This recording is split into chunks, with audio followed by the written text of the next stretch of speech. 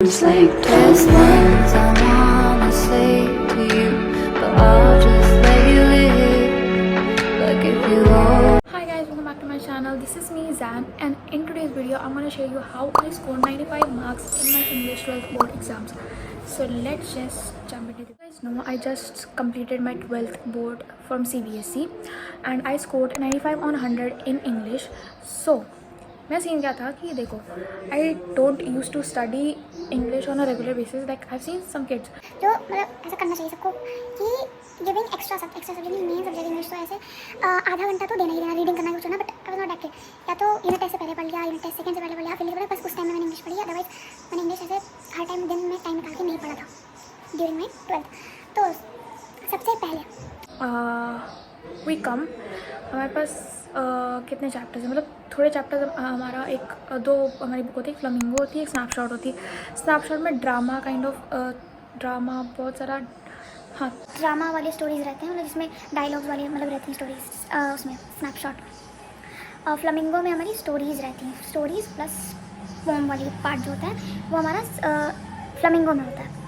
तो सबसे पहले तो reading is the most important thing. तुमको मतलब हर चैप्टर थॉरली रीड करना है. अब मैंने जितने भी स्कूल के एग्ज़ाम दिए थे वो कुछ भी क्वेश्चन पढ़ के नहीं दिए थे. I use to just go through my read करती थी, लाइक चैप्टर जितना हो सकता. और जैसे देखो यूनिट टेस्ट में मैक्सिमम 2 चैप्टर 3 चैप्टर उतना तो तुम रीड कर लोगे एक दिन पहले. लेकिन अब जैसे तो वो कर लेती थी रीडिंग, क्योंकि हो जाता था वो. That is doable. तो I use to do that exam unit test से पहले. यूनिट टेस्ट हुआ जिसमें कम चैप्टर आते तो रीडिंग कर ली. अदरवाइज जैसे अब हाफ ईयरली का टाइम है, अब आगे लाइक गैप भी नहीं था, गैप नहीं मिलता था हम लोग को हाफ ईयरली में भी. साइंस वाले सब्जेक्ट्स में मिल गया तो मिल गया, वरना इंग्लिश पीएड ये सब सब्जेक्ट्स में गैप नहीं मिलता था हम लोग को. तो what I use to do, मेरे पास एक गाइड थी, अरिहंत की गाइड थी मेरे पास. I would just at the image. Arihant की गाइड थी, उसमें आई यूज़ टू मतलब क्योंकि ज़्यादा चैप्टर्स थे तो उसकी समरी रीड कर लिया. अब जैसे कुछ चैप्टर होते थे जो समरी से नहीं समझ में आ रहा है वो रीड कर लेती थी मैं. जैसे मेरे को 3rd लेवल एक चैप्टर है, अभी अगर पढ़ा नहीं होगा लेकिन है फिर 12th में, वो मेरे को बिल्कुल पल्ले नहीं पड़ा था. लाइक समरी पढ़ ली, क्वेश्चन आंसर पढ़ ली, समरी पढ़ ली, स्टोरी पढ़ ली, तब भी नहीं समझ आया. तब I switch to the question book. मतलब उसी गाइड में क्वेश्चन दिए रहते हैं, प्रीवियस ईयर बोर्ड्स में आए हुए क्वेश्चन, सैम्पल क्वेश्चन, टॉपर्स ऐसे वाले दिए रहते हैं.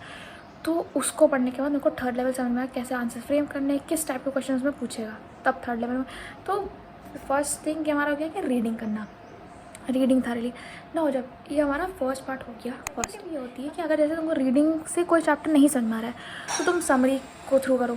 अब समरी से भी नहीं समझ रहा तो what the thing you can do is वो क्वेश्चंस देखो, प्रीवियस ईयर क्वेश्चंस. तुमको नहीं रीडिंग करने पे भी नहीं समझ में आया, समरी पढ़ने पे भी नहीं समझ, तो क्वेश्चंस देखना स्टार्ट करो. Previous year question, sample question ये सब पढ़ो तो तुम्हें अच्छा इस चैप्टर से क्या टाइप के क्वेश्चंस पूछ रहा है, कैसे क्वेश्चंस आंसर्स फ्रेम करने हैं.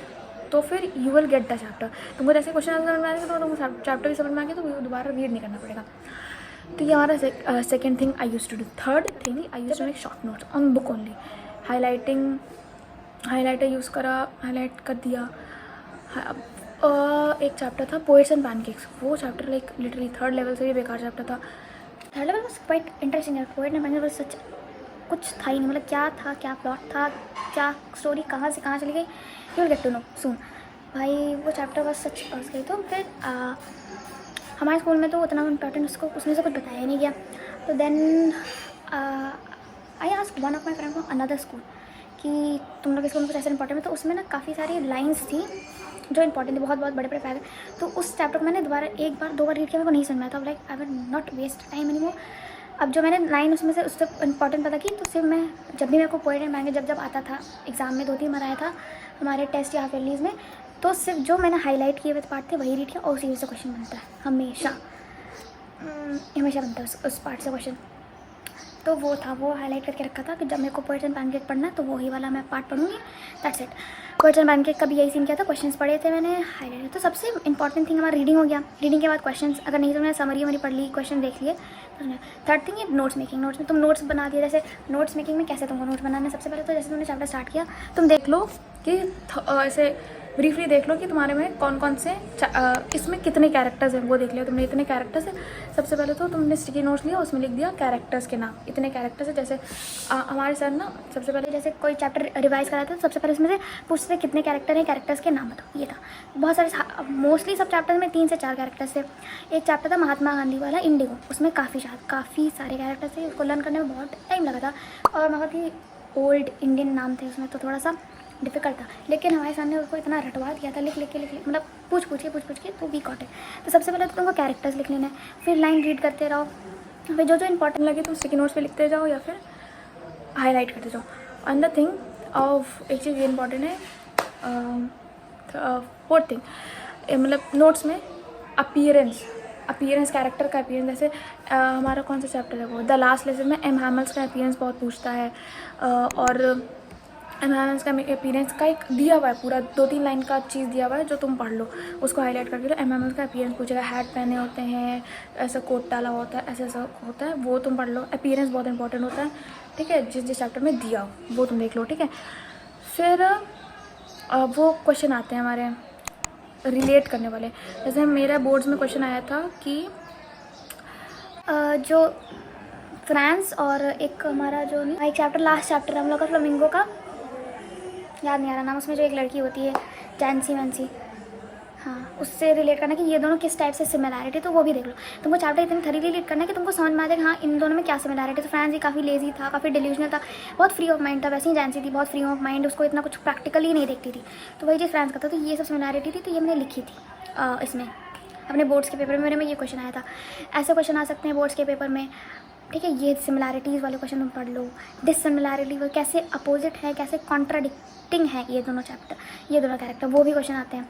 तो ये देख लिया, तो यही हो गया reading, question, previous year question practising, फिर notes making on the book only, ठीक है। शॉर्ट नोट्स, मैंने बड़े बड़े ऐसे नोट्स लास्ट में बनाए थे, बहुत लास्ट में। आई डोंट नो मेरे पास वो कॉपी है कि नहीं, लेट मी सी। ये है तो लास्ट लेसन के जैसे मैंने बनाया। और या पोएट नेम बहुत इंपॉर्टेंट है, देखो पोएट नेम को मैंने रेड से लिखा हुआ है कि इंपॉर्टेंट है। फिर यहाँ पर मैंने कैरेक्टर, ये मैंने एग्ज़ाम से पहले बनाए थे, ठीक है। एग्ज़ाम मतलब जो 1 महीना का गैप मतलब था उस टाइम, शुरुआत में जब ऐसा नॉर्मल होता था ना, तब मैं बुक्स ही में बनाती थी। अभी मेरे पास बुक नहीं दिखाने को, I have given it to my juniors, तो वो नहीं दिखा पा रही। लेकिन जो नोट्स मेरे पास कॉपी बने वो मेरे दिखा दी। देखो यहाँ कैरेक्टर्स के नाम मैंने लिखे, फिर यहाँ से हमारा थीम क्या, हाँ पोएम की थीम भी पूछ ले, पोएम की स्टोरी की थीम भी पूछ लेती है बोर्ड्स में, तो ये थीम भी लिख लेना। थीम हमको गाइड से मिल जाएगी या गूगल से भी तुम थीम सर्च कर सकते हो। ये थीम हो गया। फिर यहाँ पर आ गया पॉइंट्स टू रिमेंबर, जो भी इंपॉर्टेंट पॉइंट्स है, जो चीज़ ज़्यादा इंपॉर्टेंट है उसको मैंने रेड से लिखा है या फिर अंडरलाइन कर लिया, ठीक है। जैसे कि जो फ्रांस को जो लेसन पढ़ाया जाता है वो कौन सा लेसन है पूछता है बहुत बार, कि पार्टिसिपल पढ़ाया जाता है, ये था, यही सब है, ठीक है। और जैसे ये देखो काफ़ी सारे इंपॉर्टेंट है यहाँ पर, ठीक है, ये पढ़ा। और फिर ये लॉस्ट स्प्रिंग है, लॉस्ट स्प्रिंग में 2 स्टोरीज होती है, तो तुमको 2 पार्ट में स्टोरीज होती है, तो वो यहाँ पर कैरेक्टर्स लिखे, फिर थीम लिखी, फिर वही पॉइंट्स रिमेंबर। तो you have to do it like that, ठीक है। ये डीप वाटर भी मेरे को बहुत कंफ्यूज, काफ़ी रीड करने के बाद, क्वेश्चन रीड करने के बाद तब मेरे को समझ आता। तो if you can fall read, नहीं समझ में आया, क्वेश्चन पढ़ लिया, उसके बाद तुम नोट्स बनाओ, तब तुमको एकदम चैप्टर इतना अच्छे से आ जाएगा ना, क्या बताओ। तो कभी भी YMCA, पूल, डीप वाटर, उनको क्या हुआ था, विलियम डगलस, ऑथर के नाम ज़रूर याद कर लेना, ठीक है। एज, ये सब, ये हमारा, ठीक है। इंडिगो वाला चैप्टर बहुत कंफ्यूजिंग था, तो इसलिए मैंने इंडिगो का नोट्स बनाया था। ये ऐसे ही तुमको मतलब मैंने तो ये एग्ज़ाम से पहले बनाए थे बोर्ड्स के, तो ऐसे ही तुमको शॉर्ट नोट बनाने इंटर जो करने वाली स्टार्ट में है। तो ये हमारा इंग्लिश के बोर्ड्स का पेपर है, ठीक है। इसमें सबसे पहले तो दिखा इसकी तुमको इतनी सबने बोला था कि तुमको पेपर सॉल्व करना चाहिए, ये वो मैंने बहुत लोगों को 10 साल के पेपर बैठ के 3 घंटा सॉल्व, वो लगा मैंने नहीं किया था। If you like it, if you love study English, कुछ टाइम बिल्कुल तुमको टाइम पास नहीं करना है, तुम प्रैक्टिस कर सकते हो, रीडिंग स्किल्स ये सब रीड करके क्वेश्चन आंसरिंग करना, ठीक है। और फिर फैक्चुअल तो बिल्कुल रीड करना, पूरा फैक्ट इसमें पढ़ा रहता है, तो तुमको बस रीड करना है, रीड कर लेना, स्पीड मेंटेन करना। मेरा जो दोनों पार्ट लेके 50 मिनट्स में मेरा हुआ था, थोड़ा सा मेरा स्पीड स्लो हो गया था। मेरा रीडिंग स्किल का A और B पार्ट थोड़ा सा ये हो गया था।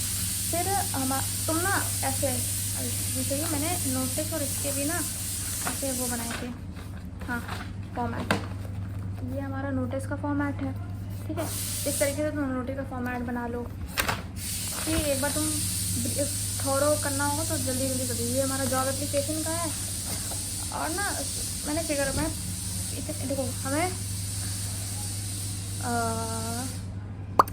एप्लीकेशन में भी 2 टाइप्स का मिलता है, या तो जॉब एप्लीकेशन लिखो या फिर एक सब्जेक्ट एडिटर वाला नहीं, जॉब एप्लीकेशन होता है। एक और कोई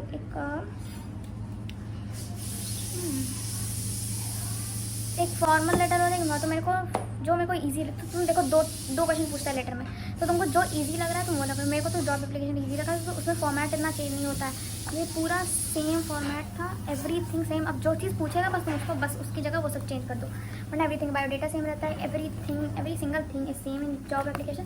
तो मैंने जॉब एप्लीकेशन प्रिपेयर किया था, वो वाला नहीं प्रिपेयर किया था। एक बार देख लिया था कि अगर बाई चांस जॉब एप्लीकेशन वाला टफ आया तो आई वुड चूज, बट मैंने ये किया। इन्विटेशन राइटिंग में भी 2 टाइप से पूछा गया, तो इन्विटेशन तुम लिखो या तो इन्विटेशन का रिप्लाई दो। मेरे को रिप्लाई इतना इसी में इन्विटेशन मेरे को लिखना ज़्यादा इजी लगा, वो थोड़ी क्रिएटिविटी उसमें थोड़ी चाल जाती है, तो इसलिए ये इन्विटेशन मैंने चूज़ किया। तो तुम ये भी देख सकते हो कि तुमको क्या करना है, क्योंकि उसमें ऑप्शन दिए रहते हैं। तुम दोनों में से कौन सा ऑप्शन प्रिपेयर करना चाहते हो तुम वो देख लो। ठीक है, ये हमारा लैंग्वेज पोर्शन हो गया।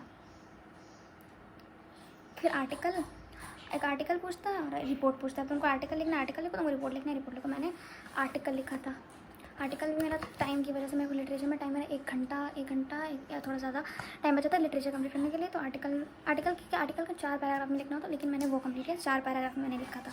मेरे नंबर मेरे को इतना तो हाँ, तुमको एक प्रिपेयर करना होगा 5-5 नंबर वाले क्वेश्चन के लिए। अच्छी खासी लिखने की स्पीड और बहुत ज़्यादा ब्रीफ नॉलेज चाहिए उसके लिए। ठीक है, जैसे ये पूछा था, Derry on the face of it is a victim of self pity, analyse Derry's behaviour in the light of. अब इसको पूरा एनालाइज करना है 5 नंबर के लिए। तुमको एक बड़ा पैराग्राफ तो होना चाहिए, 1 या 2 पैराग्राफ का आंसर। ठीक है, और फिर मैं बता रही थी ना कि हाँ, Sophie is an escapist and a dreamer, Franz loves to miss school, analyse the result of both this guy as a result of the attitude. दोनों का एनालाइज करना था, तो ये वाला मैंने क्वेश्चन अटेम्प्ट किया था। ये भी 5 नंबर का होता था। 2 पैराग्राफ में, 1 पैराग्राफ फ्रांस का किया था, 1 पैराग्राफ में सोफी का किया था। जेंसी नहीं, सोफी, मैंने जेंसी बोल दिया था। और फिर 4-4 नंबर 2 वाले क्वेश्चन होते हैं। फिर रेफरेंट टू कॉन्टेक्स्ट तो कई होते हैं, तो यही चीज़ होती है। तो तुमको बस प्रैक्टिस करनी है। Totally reading, previous year question practice, लिख के नहीं, बस रीड करो। फिर शॉर्ट नोट्स मेकिंग, फिर कॉपी में नोट्स बनाना, वो नोट्स बना लो, दैट्स इट। और कोई नीड नहीं, और कुछ करने की ज़रूरत नहीं है। सो that is how you gonna score good marks in your English exam. And please focus on your vocabulary. मैंने बताओ, चलो शुक्र है मैंने नंबर पता नहीं कटा नहीं करा। मैं आर्टिकल में ब्रेन रॉट वर्ड यूज़ करके आई थी, लाइक सीरियसली ये सब मत करना, प्लीज़ मत करना। मैंने क्यों किया था, literally no serious about my board के exam, brain rot word use किया था। So don't do this stuff. So that is it, and I hope you guys score good marks. अभी तो बहुत टाइम है, but whatever it is, that's it, bye.